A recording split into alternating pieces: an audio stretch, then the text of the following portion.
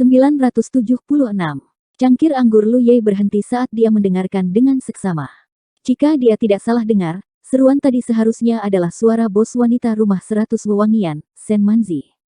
Dia tidak tahu apa yang terjadi di meja di sebelah mereka. Bagaimana mereka bisa mengatakan kata-kata sombong seperti itu ketika mereka datang ke sini?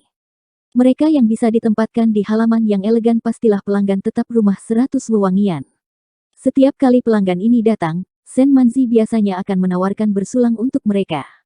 Ini juga merupakan praktik bisnis yang normal bagi para pengusaha. Sen Manzi seharusnya pergi untuk bersulang, tetapi dia tidak tahu apakah dia telah melakukan kesalahan yang menyebabkan pihak lain mempersulitnya. Kapten, Xiao Ruyun berdiri tidak jauh dan menatap Geng Wuyu. Geng Wuyu duduk diam dan menggelengkan kepalanya perlahan. Jangan khawatir. Ada semua jenis kultivator yang datang ke rumah 100 wewangian untuk bersenang-senang. Sen Manzi sangat cantik dan luar biasa. Meskipun hal semacam ini tidak umum, itu pernah terjadi sebelumnya dan dengan mudah diselesaikan oleh Sen Manzi. Dia awalnya adalah orang yang tahu cara menari, jika tidak, dia tidak akan bisa menjalankan restoran seperti itu di kota Haotian. Di halaman sebelah, terdengar suara Sen Manzi. Tamu-tamu yang terhormat, Anda jarang datang. Saya akan minum beberapa cangkir lagi bersama Anda. Biarkan saya bersulang dulu. Tidak lama kemudian, ada sorakan keras. Mungkin Sen Manzi sedang minum secangkir. Saya sudah lama mendengar bahwa Bos Sen memiliki toleransi yang baik terhadap alkohol. Hari ini saya melihat bahwa Anda memenuhi reputasi Anda. Ayo datang, biarkan saya bersulang untuk Bos Sen. Seseorang berbicara lagi. Putaran persuasi penuh gairah lainnya. Meskipun Sen Manzi menolak dengan sopan, dia tidak bisa menahan antusiasme orang lain dan hanya bisa minum secangkir lagi. Aku bersulang untuk Sen Manzi, ada yang berbicara lagi. Suara lembut Sen Manzi terdengar. Tapi saya tidak bisa minum lagi. Jika saya minum lagi, saya akan benar-benar mabuk. Wan Sishu sudah menunjukkan muka. Anda bahkan minum dengan saudara-saudara lainnya. Mengapa Anda mabuk jika menyangkut diriku? Apakah Sen Manzi tidak memikirkanku? Bagaimana saya berani? Tamu yang terhormat, Anda pasti bercanda. Karena Anda sangat memikirkanku, Anda akan meminum semuanya. Tamu yang terhormat, tolong lepaskan. Saat mereka berdebat, di paviliun halaman, Sangguan Qiyu samar-samar merasa ada sesuatu yang salah. Dia memandang Geng Wuyu dan berkata, "Pemimpin, sepertinya mereka datang untuk kita. Kalau tidak, tidak ada alasan bagi mereka untuk bertindak berlebihan. Mereka yang dapat ditempatkan di halaman yang elegan harus sering menjadi tamu. Karena mereka sering menjadi tamu, mereka harus memberi wajah pada Sen Manzi. Selain itu, mereka juga harus mengetahui hubungan antara Sen Manzi dan Geng Wuyu. Meskipun Geng Wuyu berada di True Lake Realm, dia masih kapten tim A3 Divisi Penegakan Hukum. Di Grand Sky City, dia juga merupakan papan nama besar. Bagaimana orang normal berani minum dan menyebabkan masalah di sini? Kecuali jika mereka menargetkan pasukan A3 dan hanya ingin menghancurkan semua kepura-puraan keramahan dan menggunakan Sen Manzi untuk mengganggu pasukan tim A3. Ini tim A7 dan tim D1. Kang Yuan Xiao mengenali suara mereka dan membenarkan spekulasi Sangguan Qiyu. Meskipun mereka semua adalah bagian dari divisi penegakan hukum, mereka tidak selalu rukun satu sama lain. Mungkin karena alasan mereka sendiri, atau mungkin karena sekte di belakang mereka, tetapi tidak pernah ada dendam atau gesekan besar di antara mereka. Tentu saja, ada banyak persaingan di antara mereka. Hubungan tim A3, A7, dan tim D1 bisa dibilang tidak harmonis. Hal ini terutama berlaku untuk tim A7. Tim A3 pernah bekerja dengan mereka dalam sebuah misi sebelumnya. Selama misi, tim A7 mengubah alur misi tanpa izin untuk mencuri kredit, yang secara tidak langsung menyebabkan kematian anggota tim A3. Ini juga menjadi alasan mengapa tim A3 hanya memiliki 5 anggota. Meskipun setengah dari manfaat pertempuran pasukan A7 dikurangi sebagai hukuman, anggota pasukan A3 yang mati tidak memiliki cara untuk bangkit kembali. Hal ini menyebabkan anggota skuad A3 memandang skuad A7 dengan permusuhan. Tentu saja, kesan tim A7 terhadap tim A3 tidak jauh lebih baik. Menurut mereka, anggota tim A3 ini meninggal karena kecerobohannya. Kalau tidak, mengapa dia mati ketika semua orang baik-baik saja? Pada akhirnya, mereka bekerja keras untuk mendapatkan sedikit pujian. Pergi dan lihat. Geng Wuyu meminum anggur di cangkirnya dan berdiri. Semua anggota tim A3 berdiri. Kalian tetap di sini. Geng Wuyu menginstruksikan, dan kemudian sosoknya melompat dan mendarat di halaman sebelah. Segera setelah itu, beberapa orang berseru. Geng Wuyu. Suara Geng Wuyu terdengar. Jika kamu ingin minum, minumlah bersama mereka. Bagaimana bisa kalian para pria menggertak seorang wanita? Kami semua adalah tamu, kami hanya datang untuk bersulang karena kami sangat menghargai kalian. Bagaimana ini dianggap menggertak? Apa hakmu untuk ikut campur? Geng Wuyu berkata dengan suara rendah. Minum atau tidak? Jika Anda ingin minum, maka minumlah. Jika Anda tidak ingin minum, maka enyahlah. Petik 2. Saudara Wuyu benar-benar bagus. Bos pria telah berbicara, dan dia mengusir para tamu. Apakah ini cara rumah 100 wewangian melakukan bisnis? Saya sudah lama mendengar bahwa saudara Wuyu merawat Sen Manzi dengan baik. Sepertinya itu benar. Pasti karena pesona Sen Manzi, saudara Wuyu tertekan di bawah tempat tidur. Itu sebabnya saudara Wuyu merawatnya dengan baik. Aku pernah mendengar bahwa ada banyak orang yang menjaga Sen Manzi. Semua orang tertawa. Kamu juga bisa menjaga Sen Manzi, selama kamu mau. Menabrak. Suara kendi anggur yang hancur terdengar, diikuti teriakan marah. Geng Wuyu, kamu berani memukulku. Pukul dia. Dalam sekejap, halaman di sebelah berantakan. Xiao Ruyun dan yang lainnya yang memperhatikan keributan segera berdiri, dan masing-masing bergegas seperti kilat. Lu Ye, Xiao Xinghe dan Lin Yingxiu juga mengikuti di belakang. Melihat ke atas, mata Xiao Ruyun dan yang lainnya hampir keluar dari rongganya, karena Geng Wuyu sebenarnya dikelilingi oleh lebih dari 10 orang dan dipukuli. Meskipun dia seorang kultivator tubuh dan fisiknya kuat, dalam situasi seperti itu, 2 kepalan tangan tidak cocok dengan 4 tangan, dan dia dipukuli sampai keadaan menyesal. Kalahkan mereka. Bos Sen meraung, dan beberapa anggota tim A3 bergegas seperti harimau ganas dan bergabung dalam pertarungan. Lu Ye tidak berpikir bahwa minum anggur benar-benar dapat menyebabkan hal seperti itu, tetapi karena semuanya sudah sampai pada titik ini, tidak mungkin dia hanya berdiri dan menonton, jadi dia juga bergegas turun. Jangan gunakan energi spiritual. Geng Wuyu berteriak, bukannya dia tidak bisa menggunakan energi spiritual, tetapi dia khawatir tentang yang lain. Aturan Grand Sky City sangat ketat, dan perkelahian seperti ini kadang-kadang akan terjadi, tetapi selalu ada pengecualian, terutama untuk sekelompok kultivator berdarah panas, jadi tidak dapat dihindari bahwa akan ada beberapa perselisihan.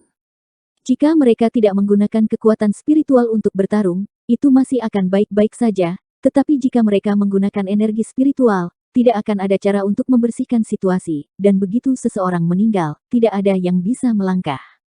Jadi, di Grand Sky City, bahkan jika benar-benar ada perselisihan, mereka tidak akan menggunakan energi spiritual atau senjata, dan itu hanya akan menjadi pertarungan fisik sederhana. Dalam situasi seperti itu, kultivator tubuh memiliki keuntungan besar, karena fisik mereka cukup kuat. Sekelompok orang baru saja minum banyak anggur, dan sedikit mabuk. Keadaan seperti itu adalah yang paling mudah untuk menjadi impulsif, dan dengan orang-orang di halaman sebelah yang secara tidak sengaja memprovokasi mereka, perkelahian secara alami terjadi. Situasi Geng Wuyu tidak bagus, setelah semua orang datang, dia dikelilingi oleh lebih dari 10 orang dari 2 tim, dan semua orang turun untuk membantu.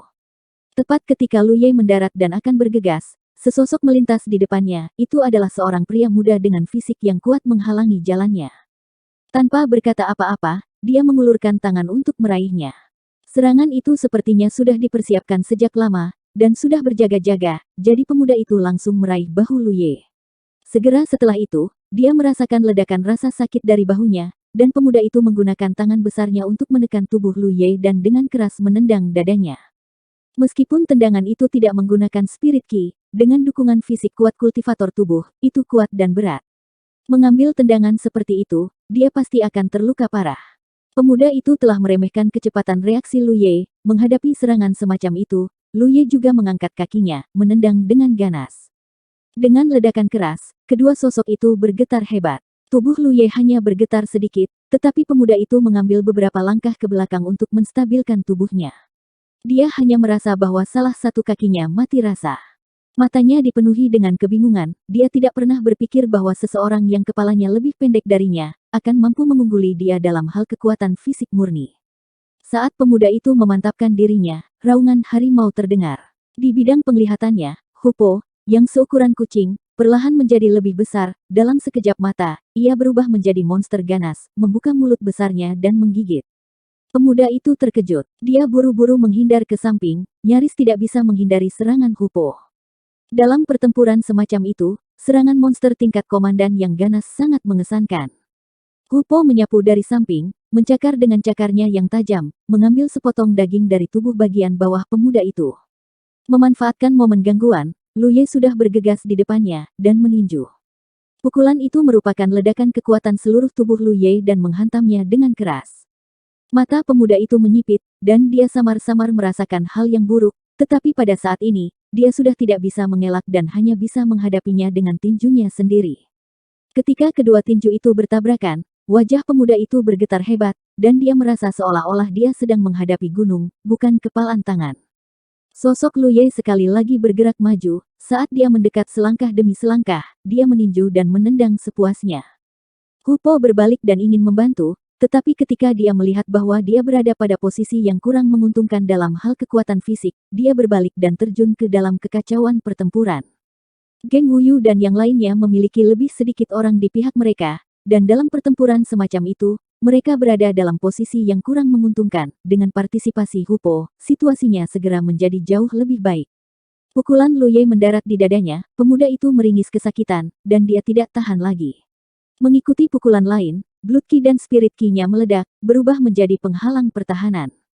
Setelah pihak lain menggunakan Spirit Ki-nya, Lu Ye bisa merasakan kedalaman kultivasi pihak lain dengan jelas.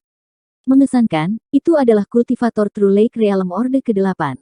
Merasakan kultivasi pihak lain, Lu Ye mengerutkan alisnya, dan tiba-tiba, dia merasa ada sesuatu yang tidak beres. Pihak lain memiliki kultivasi yang tinggi, jadi mengapa dia datang untuk mencegatnya?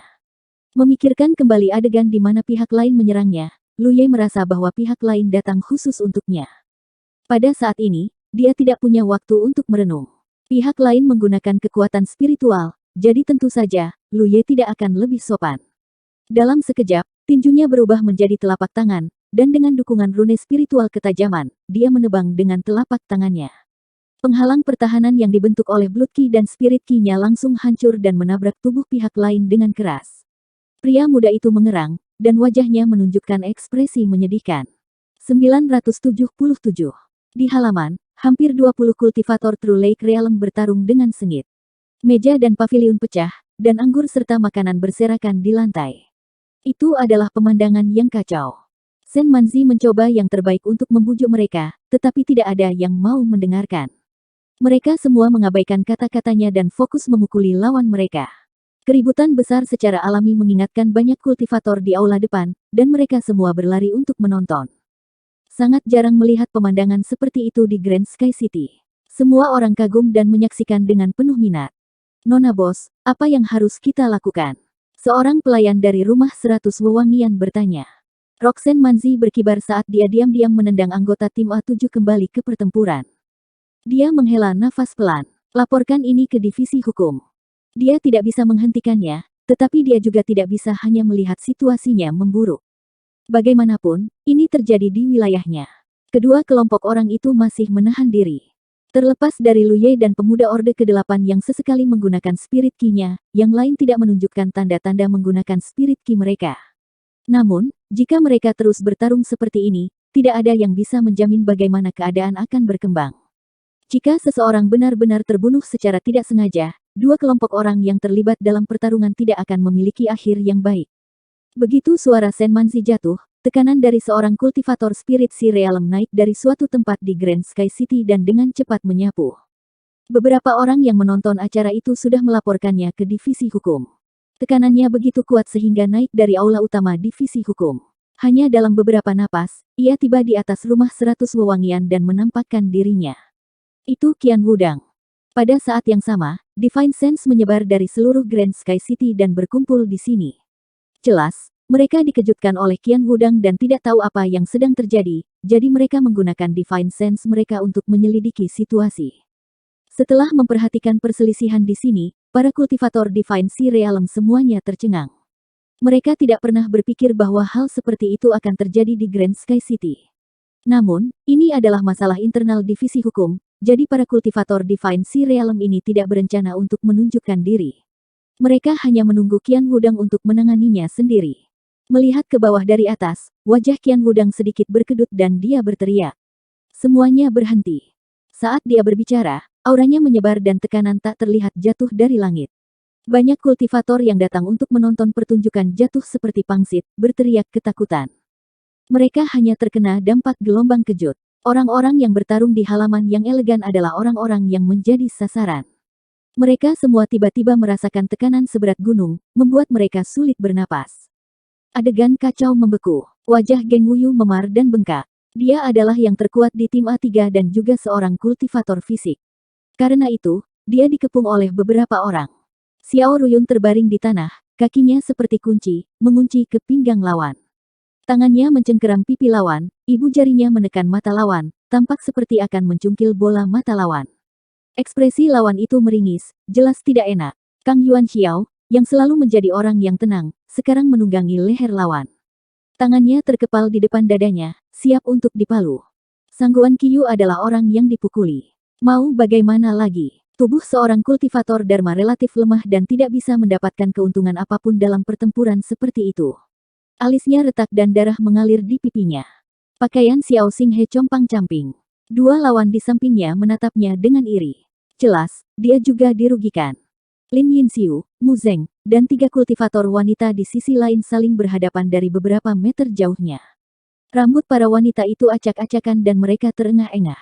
Tidak diragukan lagi, mereka telah bertarung untuk sementara waktu. Di pihak Lu Ye, dia menunggangi pemuda Orde ke-9. Pemuda itu memegangi kepalanya dengan kedua tangannya, menjaga dari serangan ganas Lu Ye sebelum Qian Wudang tiba. Dan Hupo, dia membuka mulutnya yang berdarah dan memegang kepala seorang kultivator. Hanya tubuh kultivator yang terpapar. Pada pandangan pertama, Hupo tampak sedang memakan kultivator. Adegan itu mengerikan. Mata Qian Wudang menyapu dan menatap Lin Yinxiu sejenak. Melihat penampilannya yang acak-acakan, hatinya sangat sakit sehingga dia hampir tidak bisa bernapas. Ketika dia bersamanya, meskipun Yinxiu sedikit nakal, dia tidak akan melakukan hal yang tidak sedap dipandang.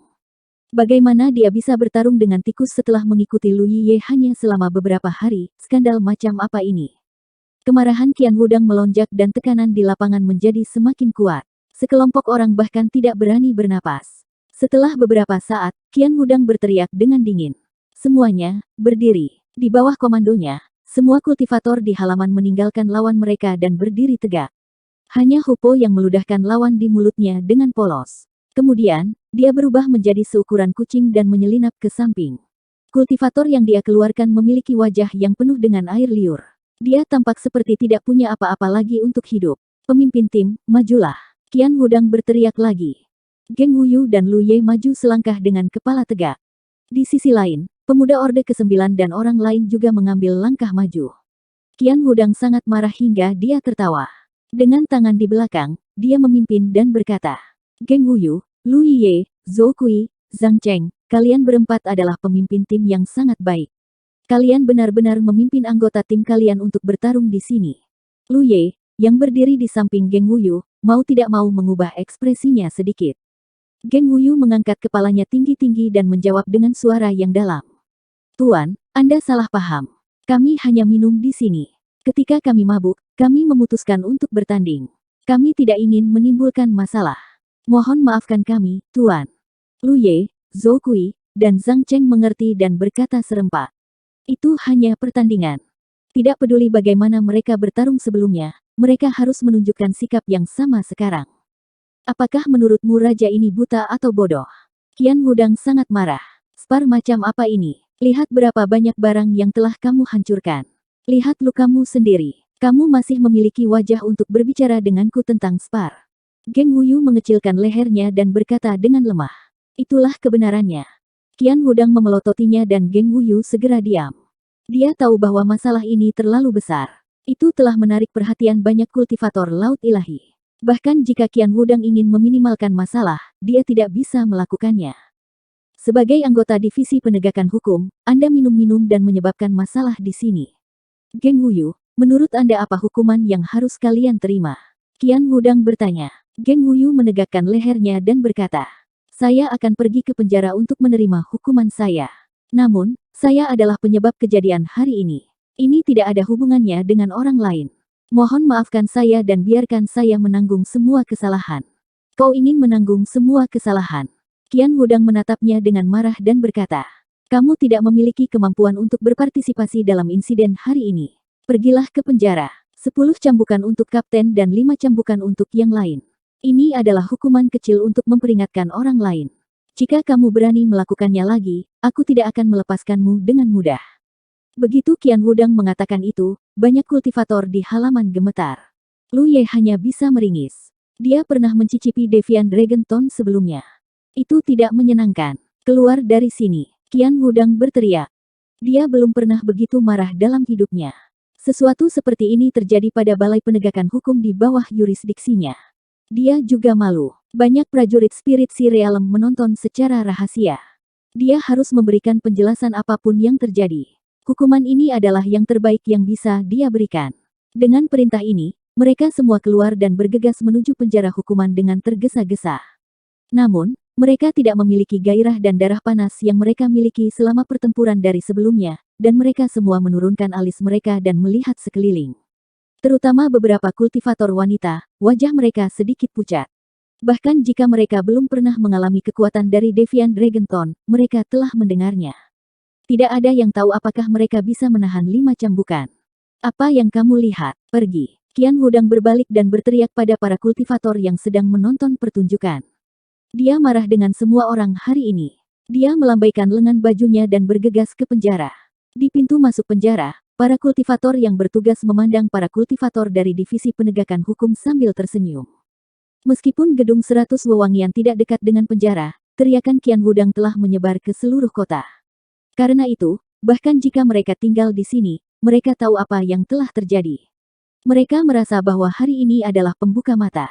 Mereka belum pernah melihat begitu banyak orang datang ke penjara untuk menerima hukuman mereka. Seperti tuan rumah yang ramah, dia memimpin sekelompok orang dengan antusias. Qian Wudang mengikutinya ke penjara. Saat mereka masuk lebih dalam, lingkungan yang suram dan gelap menjadi semakin menyeramkan. Memikirkan siksaan yang akan mereka alami nanti, sekelompok orang itu menggigil. Apakah sekarang kalian menyesali apa yang telah kalian lakukan sebelumnya? Qian Wudang, yang telah berjalan ke depan, mendengus. Tidak ada yang mengatakan apa-apa. Segera, mereka tiba di area hukuman. Serigala bermata satu, yang bertanggung jawab atas hukuman, sedang minum. Merasakan aura Qian Wudang, dia buru-buru berdiri untuk menyambutnya. Kemudian dia melihat sekelompok besar orang di belakang Qian Wudang dan tidak bisa menahan diri untuk tidak terkejut. Kepala divisi, ini. Mereka membuat kesalahan dan berada di sini untuk dihukum. Qian Wudang berbalik dan menatap mereka dengan ekspresi kecewa. Mereka yang dilihat olehnya semua menundukkan kepala. Sangat banyak. Serigala bermata satu itu sedikit terkejut. Aku akan lelah hari ini. Saat dia mengatakan ini, dia perlahan berjalan ke tempat di mana Deviant Dragon Tone ditempatkan. Dia mengambil Deviant Dragon Tone dan mencambuknya. Dengan suara seperti guntur, itu meledak. Cambuk ini tampaknya telah mengenai sekelompok orang, dan banyak dari mereka gemetar. 4 orang. Siapa yang akan pergi duluan? Qian Wudang memandang Lu Ye dan yang lainnya yang berdiri di depan. Dia berdiri di samping dengan tangan di belakang punggungnya. Jelas, dia secara pribadi mengawasi hukuman itu. Lu Ye berbalik dan menatap Geng Wuyu. Geng Wuyu mengerti dan pada saat berikutnya, keduanya mundur selangkah. Yang bernama Zhang Cheng juga bereaksi dan buru-buru mundur. Tidak diketahui siapa yang memulainya, tetapi sekelompok orang di belakangnya tertawa terbahak-bahak. Suasana khusyuk dan tegang sedikit mereda. Zhou Kui dibiarkan berdiri sendiri di tempat yang sama. Kamu, kerja bagus. Qian Wudang memuji dengan senyum palsu. Kalau begitu Zhou Kui, kamu pergi dulu. Tuanku, aku tidak. Potong omong kosong. Qian Wudang meraih Zhou Kui dan melemparkannya ke bawah rak. Jika kamu menjulurkan kepala, kamu masih akan ditikam. Semakin cepat kamu mati, semakin cepat kamu bisa bereinkarnasi. 978. Serigala bermata satu sudah siap. Itu memegang Dragon Tone dan berjalan ke samping. Ia menatap Zhou Kui dan bertanya. Apakah kamu ingin aku mengikatmu, atau kamu ingin memegangnya dengan erat? Ada tali ajaib di kedua sisi perancah, terutama karena takut orang yang disiksa akan pingsan. Jika mereka diikat, bahkan jika mereka pingsan, mereka tidak akan jatuh. Tentu saja, mereka bisa berpegangan erat tanpa mengikatnya. Zhou Kui adalah seorang pria pemberani. Dia tahu bahwa dia tidak bisa menghindari hukuman ini, jadi dia menggertakkan giginya dan berkata, "Tidak perlu mengikatku." Dia adalah seorang kultivator tubuh dengan fisik yang kuat. Meskipun dia pernah mendengar tentang Dragon Tone, dia yakin bahwa dia bisa menahan hukuman ini. Mengatakan demikian, dia melangkah maju dan melepas bajunya, memperlihatkan fisiknya yang kuat. Dia meraih tali ajaib di kedua sisi perancah dan berkata, "Ayo." Melihatnya seperti ini, para anggota tim A7 ingin menahannya. "Kapten, tunggu." "Tidak masalah." Zhou Kui mendengus. "Kalau begitu kamu harus bertahan." Serigala bermata satu berjalan di belakang Zhou Kui, meraih labu anggur dan minum seteguk anggur. Itu menyemprotkan anggur ke duri naga dan mengocoknya. Dengan ledakan keras, darah berceceran keluar dari punggung Zhou Kui, dan bahkan sepotong daging pun terbuka. Seluruh tubuh Zhou Kui menegang seperti disambar petir. Kepalanya terangkat tinggi, dan matanya terbuka lebar, hampir keluar dari rongganya. Bola matanya langsung tertutup pembuluh darah, dan ekspresinya menjadi sangat ganas dan mengerikan. Setelah mempertahankan postur ini selama 3 tarikan napas penuh, jeritan yang menggetarkan bumi datang dari mulut Zhou Kui. Dia menyadari bahwa dia telah meremehkan kekuatan Deviant Dragon Tone. Benda itu tidak hanya menyebabkan kerusakan pada tubuh fisiknya, yang masih bisa dia tahan. Kuncinya adalah bahwa harta spiritual tidak hanya menyerang tubuh fisik, tetapi juga jiwa ilahi. Ketika cambuk dicambuk, dia merasa bahwa jiwa ilahinya akan terkoyak. Semua kultivator Balai Penegakan Hukum yang melihat adegan ini memiliki ekspresi serius di wajah mereka. Melihat reaksi Zhou Kui saat disiksa, mereka menyadari kengerian Deviant Dragon Tone. Memikirkan bahwa mereka akan dicambuk oleh benda itu nanti, mereka gemetar. Pah! Cambuk lain jatuh. Serigala bermata satu sedang menghukum bocah itu di luar, jadi dia secara alami tahu bagaimana membuatnya lebih menyakitkan dan bagaimana memperpanjang rasa sakitnya hingga ekstrim.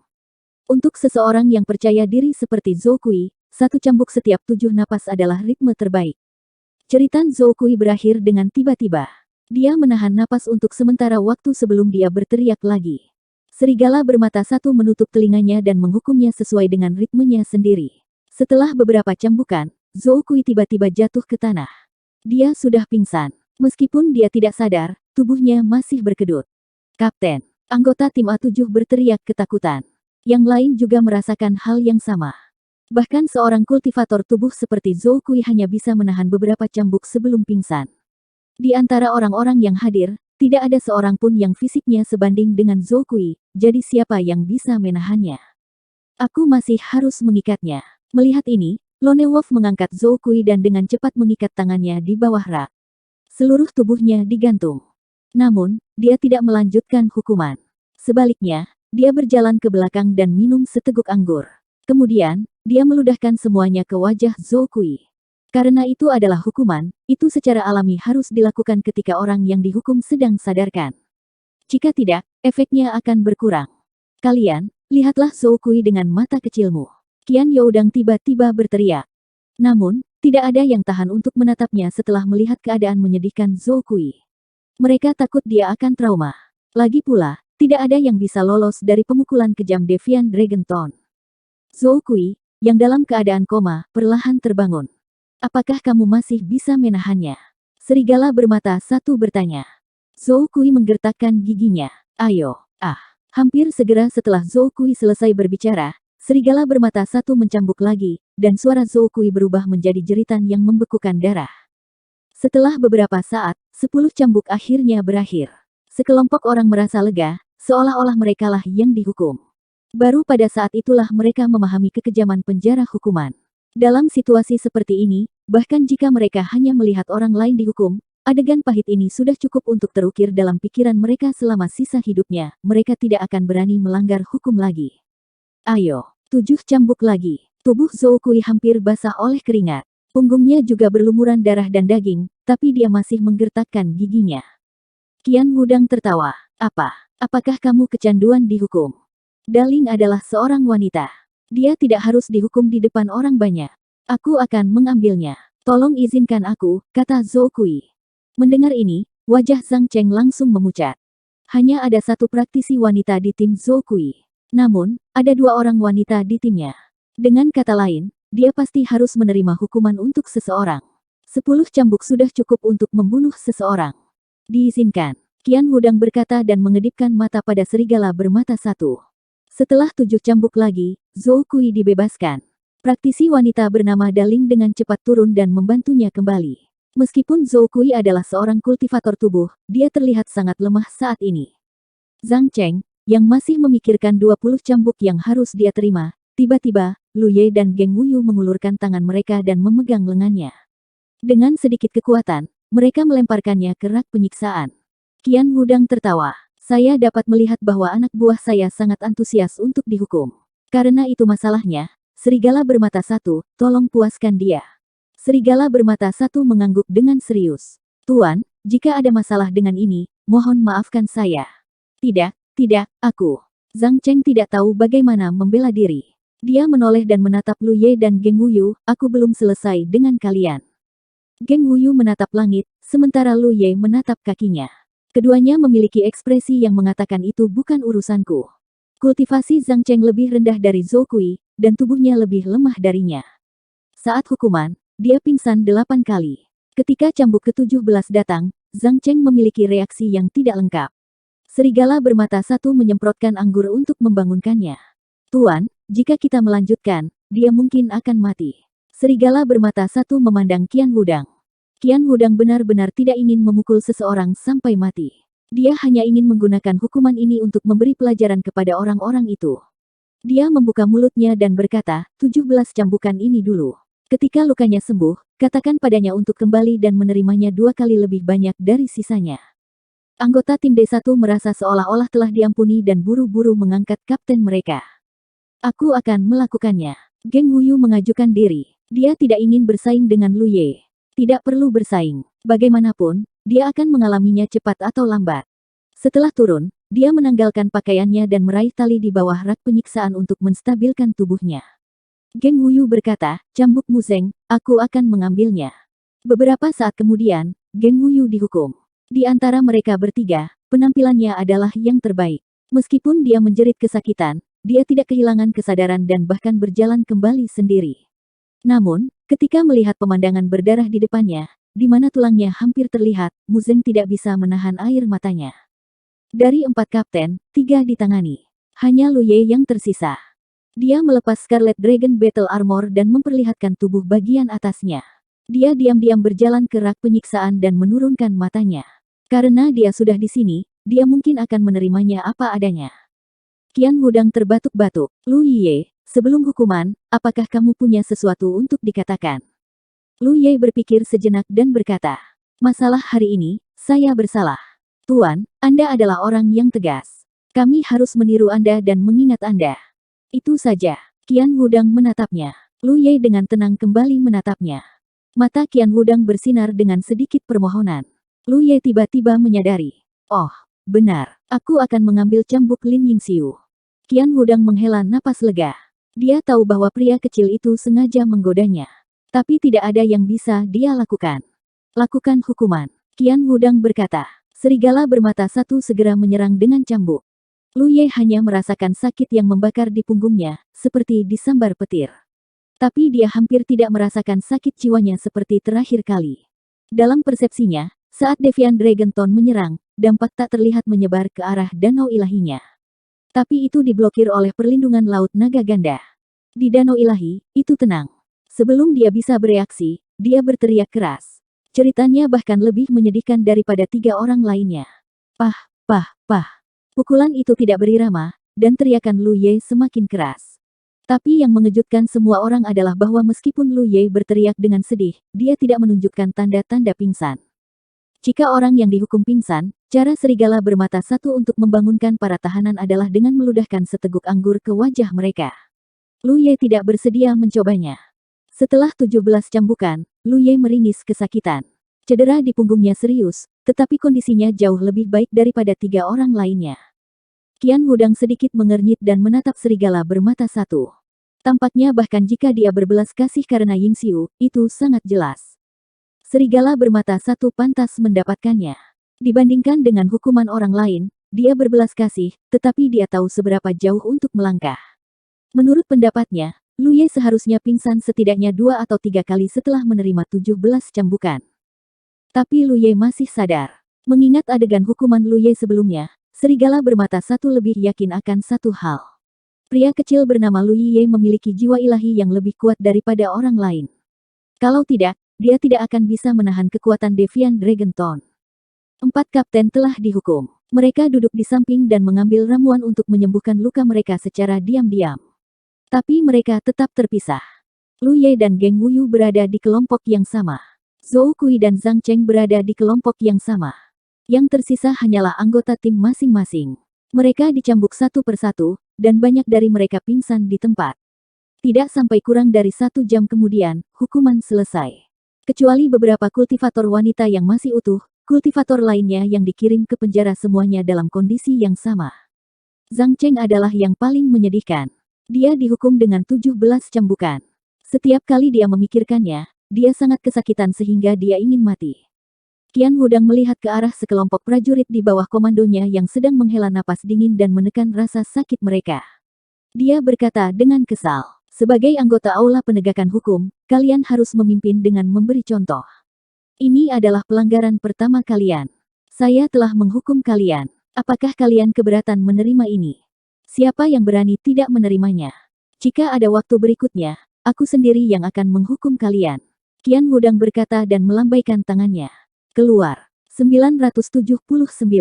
Sekelompok pria bertelanjang dada berjalan melalui lorong gelap dan melangkah keluar dari penjara. Matahari tinggi di langit, bersinar terang, dan hawa dingin yang menusuk tulang mereda banyak. Mereka tidak bisa membantu tetapi merasa seperti mereka telah lolos dari kematian. Pengalaman ini ditakdirkan untuk diingat oleh banyak orang selama sisa hidup mereka. Mereka pasti akan menjauh dari tempat terkutuk ini. Zhou Kui dan Zhang Cheng memimpin anggota tim mereka dan segera pergi. Sebelum pergi, Zhou Kui menatap Lu Ye. "Yi Ye, aku telah melibatkanmu kali ini," kata Geng Wuyu. Lu Ye melihat ke arah yang ditinggalkan Zhou Kui dan perlahan menggelengkan kepalanya. "Aku masih tidak tahu siapa yang melibatkan siapa. Apa maksudmu?" Geng Wuyu bingung. "Zhou Kui itu seharusnya mengejarku. Aku pergi ke Zhou klannya 2 hari yang lalu dan menangkap seseorang." Lu Ye menjelaskan.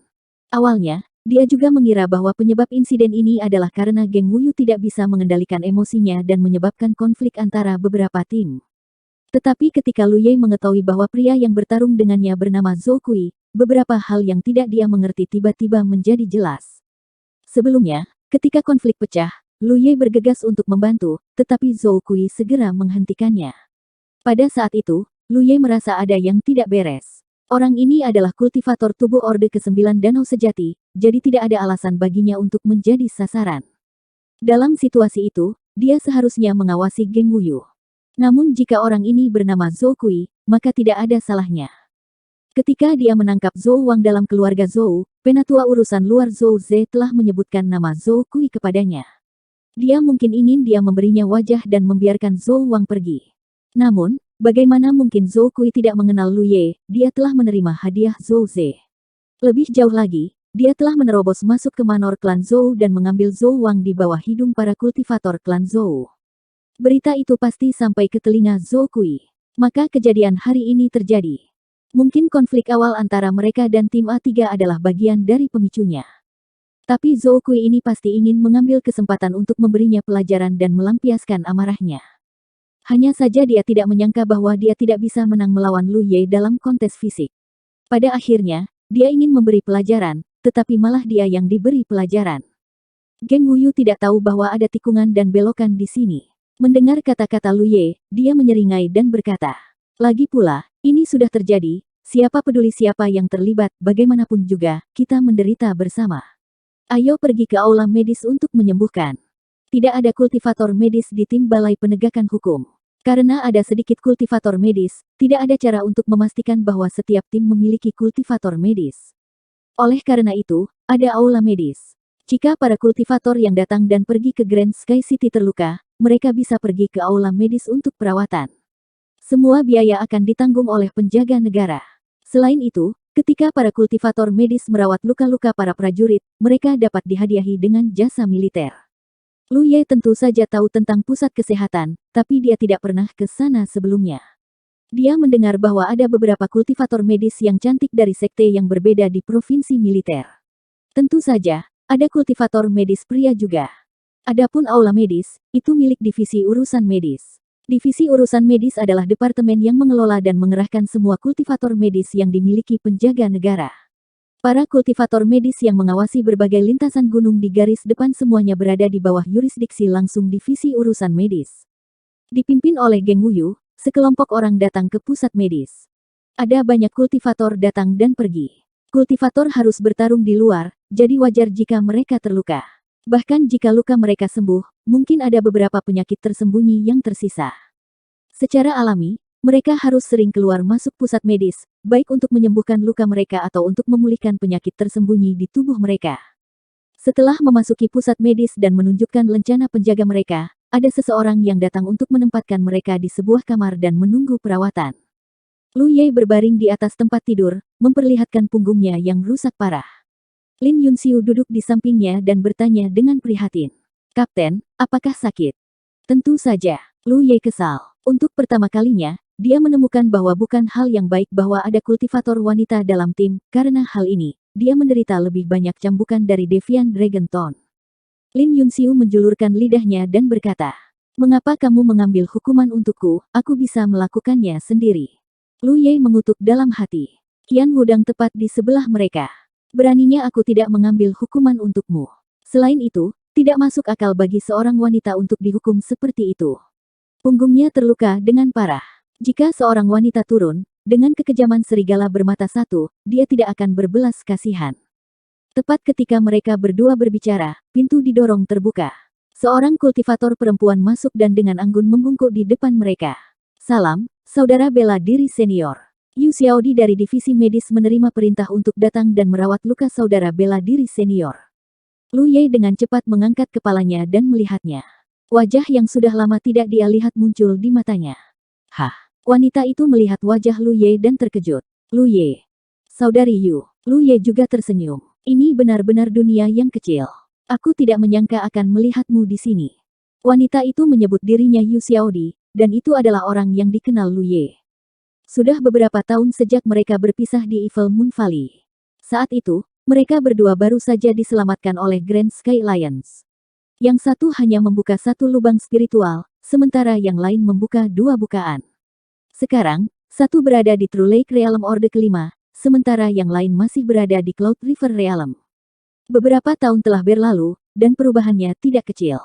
Yu Xiaodi jelas tidak menyangka bahwa orang yang datang untuk mengobati lukanya adalah Lu Ye. Dia tampaknya sangat bingung. "Mengapa kamu datang ke aula medis?" Sebelum dia selesai bertanya, dia bereaksi. "Kami mendengar bahwa banyak orang dari divisi hukum yang bertarung. Akibatnya, mereka semua dibawa ke penjara hukuman untuk dihukum. Apakah kamu juga?" "Aku juga salah satunya." Lu Ye menghela nafas diam-diam. Memang benar bahwa kabar buruk menyebar jauh dan luas. Bahkan tempat seperti Departemen Medis mendengarnya. Agaknya, seluruh Grand Sky City tahu tentang itu. "Saudara Lu, kamu sangat kuat, kamu bahkan bergabung dengan divisi hukum. Aku mendengar orang mengatakan bahwa berada di divisi hukum sangat bergengsi." Lu Ye tidak tahu harus tertawa atau menangis. Wanita peduli tentang hal-hal yang berbeda, jadi dia berkata, "Prestise adalah prestise, tetapi pekerjaannya sering menyinggung orang, mudah untuk dibenci." "Itu masuk akal. Jika saudara Lu terluka lain kali, kamu bisa datang ke Departemen Medis untuk menemukanku. Aku bisa mengobatimu."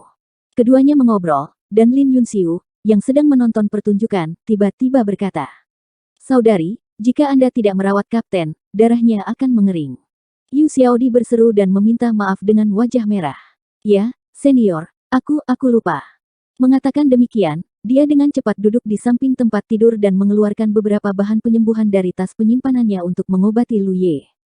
"Kalau aku tidak salah ingat, Suster Junior bergabung dengan Lembah 100 Bunga, kan?" Lu Ye bertanya dengan santai.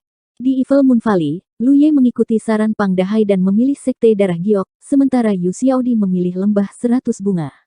"Ya," jawab Yu Xiaodi.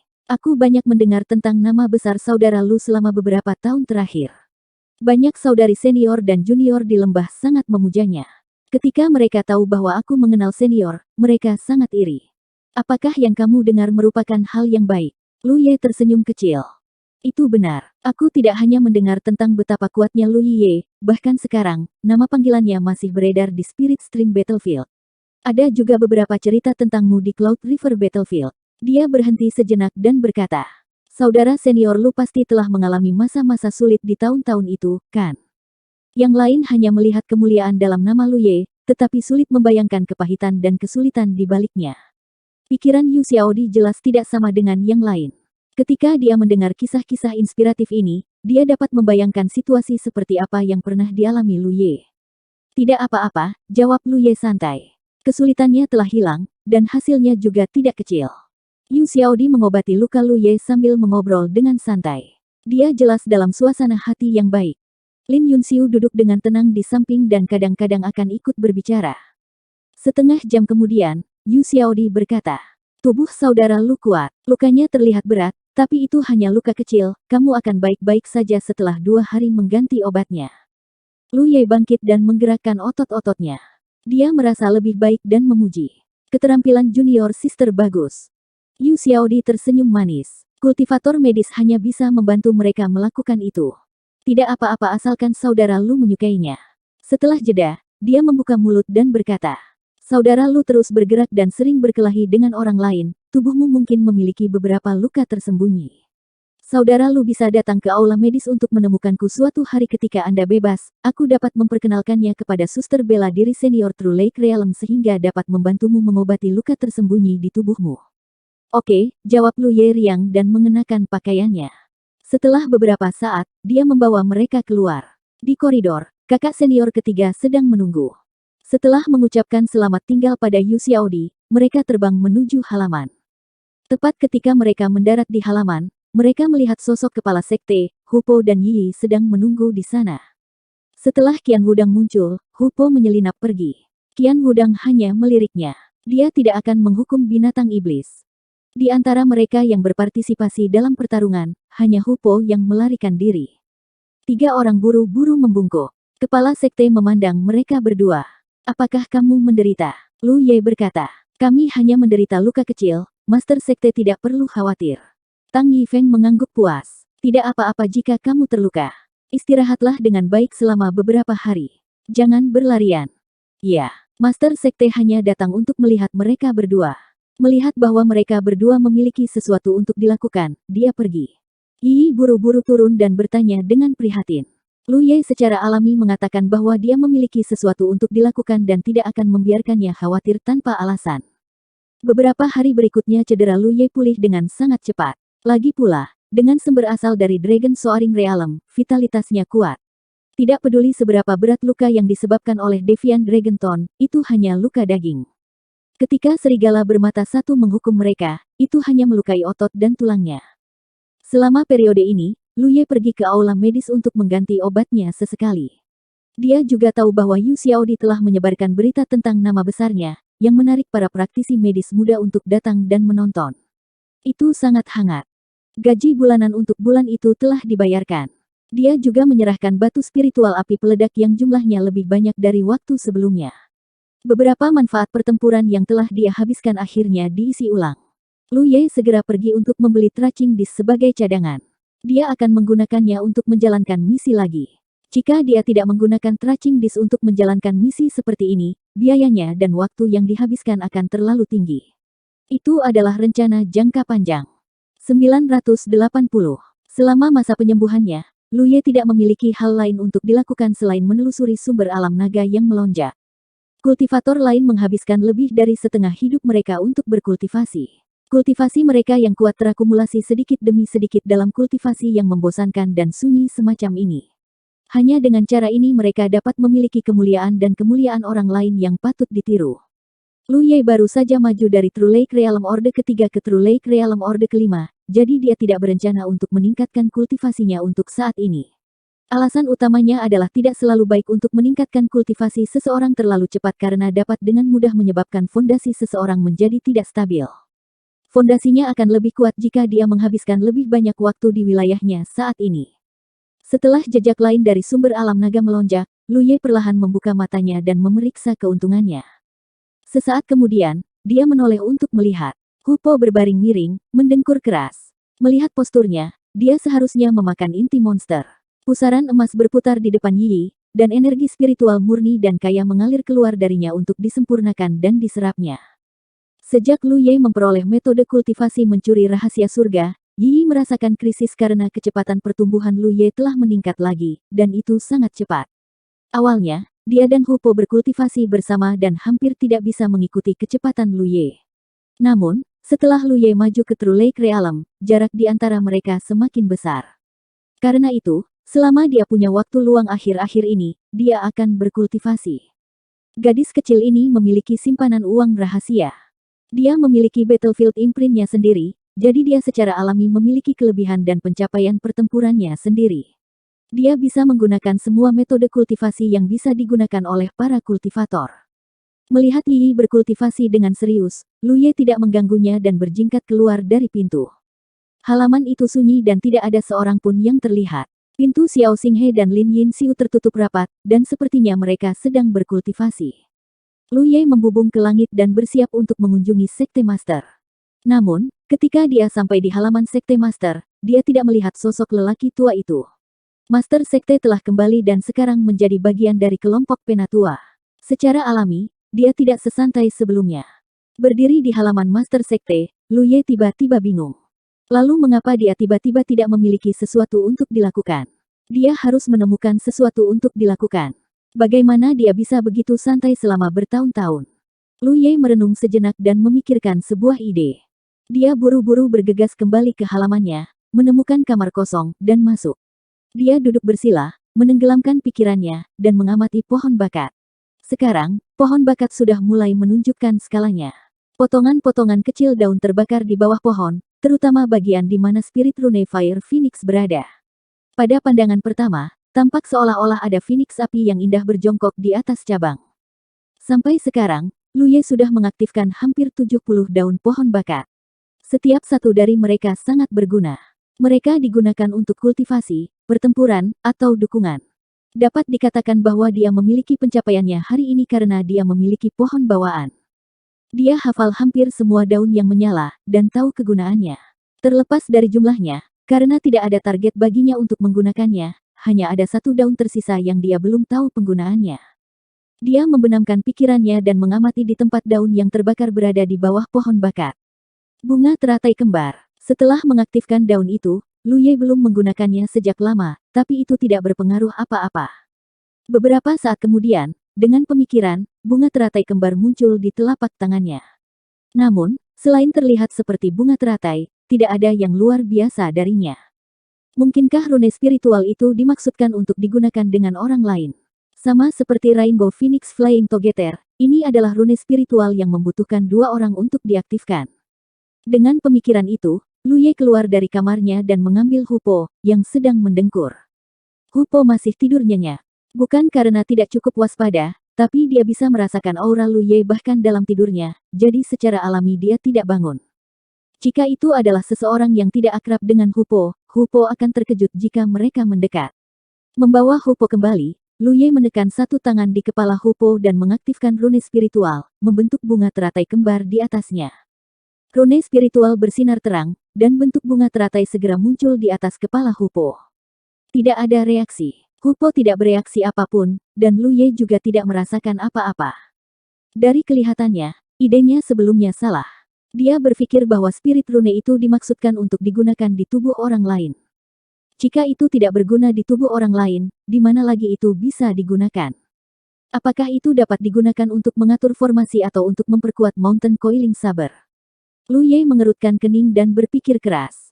Setelah beberapa saat, sebuah ide berani tiba-tiba muncul di benaknya. Dengan pikiran, rune spiritual melonjak, dan elemen yin yang dengan cepat naik ke permukaan tubuh Lu Ye, dengan erat membungkus seluruh tubuhnya. Tubuhnya bergoyang, dan segera, sosok yang tampak persis seperti dia muncul di sampingnya. Seolah-olah lapisan pakaian telah dilepas, dan seperti tubuh utamanya, itu juga mempertahankan postur bersila. Klon bayangan. Lu Ye telah menggunakan klon bayangan ketika dia dikejar oleh Liu Yuemei, dan itu telah memainkan peran besar, menyebabkan Liu Yuemei salah mengira itu sebagai teknik klon bayangan tingkat tinggi. Sebenarnya, itu hanya bayangan yang dibangun menggunakan rune spiritual. Karena memiliki dukungan rune spiritual, itu hanya bisa bertahan untuk waktu yang singkat. Selain itu, dengan dukungan rune spirit, sangat sulit untuk membedakan yang asli dari yang palsu. Dengan demikian, itu dapat digunakan untuk membingungkan garis pandang musuh dan dapat mengulur waktu baginya untuk melarikan diri. Tentu saja, itu juga tepat untuk menggunakannya dalam pertempuran. Selama pertempuran yang intens, kemunculan tiba-tiba dari klon bayangan pasti akan memiliki efek ajaib, menyebabkan musuh waspada. Sampai sekarang, Itu adalah pertama kalinya Lu Ye bertemu dengan musuh yang harus dia lawan dengan keras. Orang-orang yang dia temui sebelumnya benar-benar bukan lawannya, secara alami, tidak perlu menggunakan Shadow Clone. Jika bunga teratai kembar tidak bisa digunakan untuk dirinya sendiri, juga tidak bisa digunakan kepada orang lain, dan juga tidak bisa digunakan untuk mengatur formasi atau dalam pertempuran. Bisakah itu digunakan pada klon bayangannya sendiri? Alasan mengapa dia tiba-tiba memiliki ide itu adalah karena nama, bunga teratai kembar pada satu tangkai. Kegunaan spirit rune sesuai dengan namanya. Misalnya, Sharpness, ketika diaktifkan, bisa membuat mountain sabernya lebih tajam. Misalnya, pertahanan, ketika diaktifkan, itu bisa berubah menjadi pertahanan. Bunga lotus kembar pada satu tangkai, mereka lahir dari akar yang sama. Hanya ketika dua teratai diaktifkan pada sumber yang sama, bisa disebut bunga teratai kembar pada satu tangkai. Tubuh utama dan klon bayangan adalah dua teratai yang lahir dari tangkai yang sama. Lu Ye mengangkat tangan dan menekan ke arah klon bayangan. Meskipun dia belum menggunakannya, kali ini, dia merasakan bahwa dia telah menemukan arah yang benar. Tangannya menekan di kepala klon bayangan, rune spiritual diaktifkan, membentuk bunga teratai kembar. Saat bunga terbentuk, Lu Ye tiba-tiba memiliki perasaan aneh. Awalnya, klon bayangan terbentuk dari rune spiritual, jadi dia hanya bisa mengendalikannya seperti senjata pedang terbang.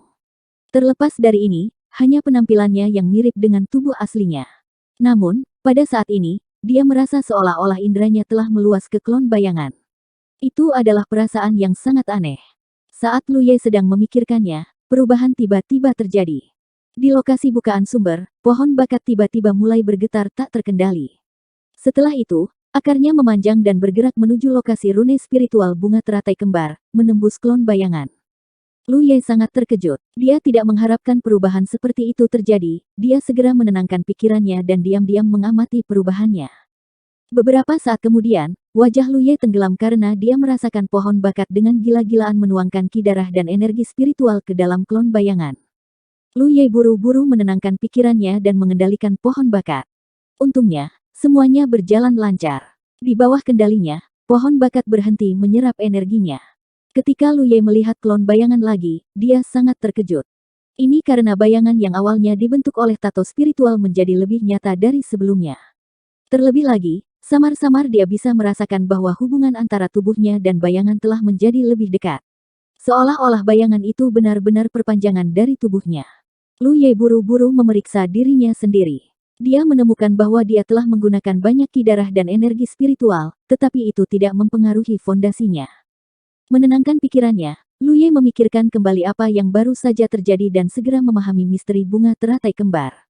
Mau tak mau dia merasa bersemangat karena semuanya benar-benar seperti yang dia pikirkan. Daun teratai kembar ini jelas merupakan daun paling misterius yang pernah dia temui. Dengan pikiran, pohon bakat menyerap energi dari tubuh utama dan menuangkannya ke dalam klon bayangan. Selain itu, dengan kendali Lu Ye, proses menyerap dan menuangkan energi ke dalam klon bayangan jauh lebih lancar. Klon bayangan menjadi semakin nyata, seolah-olah itu benar-benar memiliki daging. Beberapa saat kemudian, klon bayangan benar-benar mengeras. Akar pohon bakat di tubuh klon bayangan juga patah. Kemudian, akar itu melayang di tubuh klon bayangan dan berubah menjadi bentuk bunga teratai. Hupo yang sudah terbangun, sepasang mata harimaunya menatap tubuh utama Lu Ye dan klon bayangan dengan kaget. Tidak peduli seberapa keras dia berpikir, dia tidak bisa mengerti mengapa dia melihat satu orang master lagi saat dia bangun. Lu Ye berbalik untuk melihatnya, dan klon bayangan juga menoleh untuk melihatnya. Bulu Hupo langsung berdiri. Itu mengeong dan bergegas keluar dari pintu, menghilang tanpa jejak. Jangan ribut. Lu Ye mencibir dan terus mempelajari klon bayangannya. Klon bayangan sekarang benar-benar berbeda dari yang pernah dibangun sebelumnya. Klon bayangan yang dibangun sebelumnya paling-paling membingungkan garis pandang musuh, dan itu akan hancur dengan satu sentuhan. Namun, klon bayangan saat ini terlihat tidak berbeda dari orang sungguhan. Itu seperti memiliki daging atau darah, dan tidak ada perbedaan sama sekali dengan tubuh utamanya. Klon bayangan memiliki semua hal yang ada di tubuhnya. Bahkan tahi lalat di bawah lengannya tidak terkecuali. Klon bayangan itu biasanya hanya klon bayangan, tapi ini adalah klon nyata. Mungkin karena dia menuangkan akar talent tree ke dalam tubuh klon bayangan, hubungan antara tubuh utama dan klon bayangan menjadi lebih dekat. Lu Ye mampu merasakan segala sesuatu tentang klon bayangan, dan juga mampu mengendalikannya untuk melakukan apapun yang ingin dilakukannya. Bidang penglihatannya juga menjadi aneh, dan semua yang dia lihat di depan matanya adalah dua pemandangan yang berbeda.